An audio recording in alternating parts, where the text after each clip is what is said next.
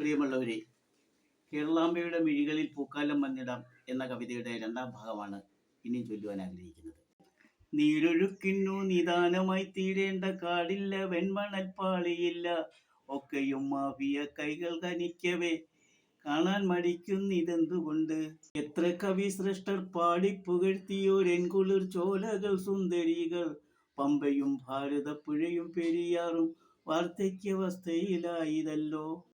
കാട്ടുജീവിക്കൊത്തു കാടിൻ ഗുഹകളിൽ കാലം കഴിച്ചവർ കാടിൻ മക്കൾ, കന്യമായി മണ്ണനാഥരായോ ഇവർ, കാണാൻ മടിച്ചിതോ നീതിപീഠം.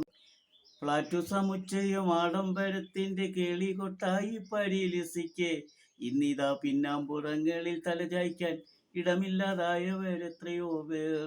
വയോജനങ്ങൾക്കൊരാശ്രയമാകുമ വൃദ്ധസദനങ്ങൾ എത്രയെത്ര, ചിത്തം കരിങ്കല്ലതാക്കിയ മക്കൾക്കോ എന്തു സ്നേഹം, എന്തു പൊക്കൽ കൊടി ബന്ധം. ഇനി എന്തെന്നുള്ളൊരുത്കണ്ഠയോടെ സർവൻ സഹയാം തൻ മാതാവിനെ പോലെ ഏകരാം മക്കളായി കാണുന്നു നമ്മളെ, മാറോട് ചേർത്തെന്നു മോഹനിച്ചിടുന്നു. നിറയുമ കണ്ണുകൾ ആത്മനോവിന്റെ ബഹിർസ്ഫുരണങ്ങളാണെന്നറിയടോ. കാരണമെന്തെന്നറിയുമോ ബന്ധുവേ, വാചാലമല്ലയ മൗനത്തിൻ ദർശനം.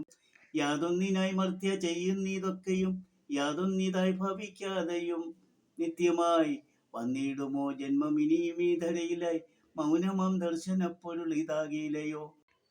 ചെയ്യാൻ നമുക്കൊന്നു ചേർന്നിടം ഭാവിതൻ ഭാസുരമാകുമാ ജൈത്രയാത്രയ്ക്കായി, ചരമഗീതക്കുറിപ്പെഴുതിയാലും ശരി, നമ്മൾ തൻ അമ്മയ്ക്കു ഭൂപാളം പാടിടാം.